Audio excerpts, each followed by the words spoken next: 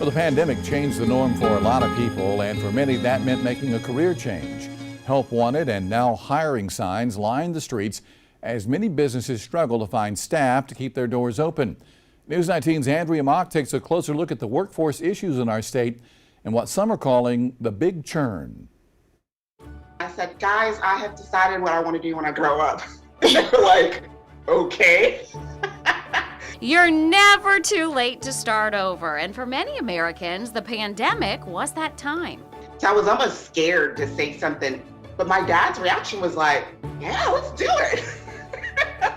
After college, Kia Brown joined the insurance business, but being stuck in an office she knew wasn't her passion. It was a long commute.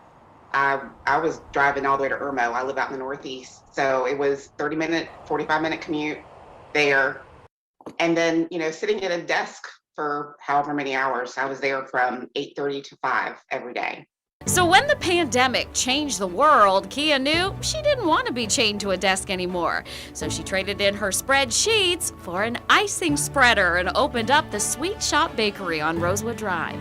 For me, it's therapeutic. I love rolling out the dough, even when my arms are exhausted and tired. And Kia isn't alone.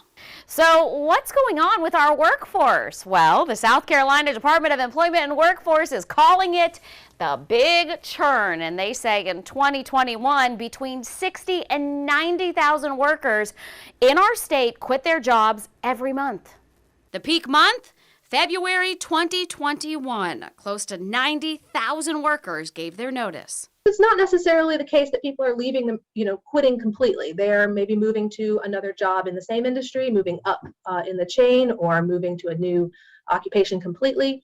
So it's not necessarily that they're quitting and leaving. It's just kind of moving around and reshuffling the deck of, where people are working. Research economist Erica Von Nessen says the big churn doesn't mean folks stopped working, but instead it made people reevaluate. Some people are ready to move on to better opportunities in terms of better flexibility with hours or higher pay. So there's just been a lot more time, I think, for people to really think about what they want out of life, what they want out of their careers, their jobs. And this has been a great opportunity. There's been a huge surge in demand for workers, and now they're really been given the opportunity to start looking around and seeing what fits best for them and their families.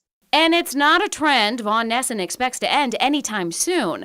Companies are paying more to keep their workers, which will continue to entice others to leave. The demand for workers is out there, and that's really put upward pressure on wages. And so that's been another opportunity for people to look around and say, hey, I can make $2 an hour more going to this other job, and let me go ahead and try that opportunity out. But Kia Brown knows this time around, she's in the right place, and she knows her future is sweet. I could have the worst day and start baking. And then when I accomplish, this set, and I'm like, oh my God, this is amazing. I'm like, oh, this is great. And then when you hand it over to that person, I can't tell you how many times I've had a bad day and I handed over a box of cookies to a customer and they had me crying, they were crying, we were just, their shock and awe makes it worth it. Andrea Mock, News 19 WLTX. Well, right now we're being told there are about 100,000 jobs available in our state, including openings in retail, hospitality, trucking, and leisure.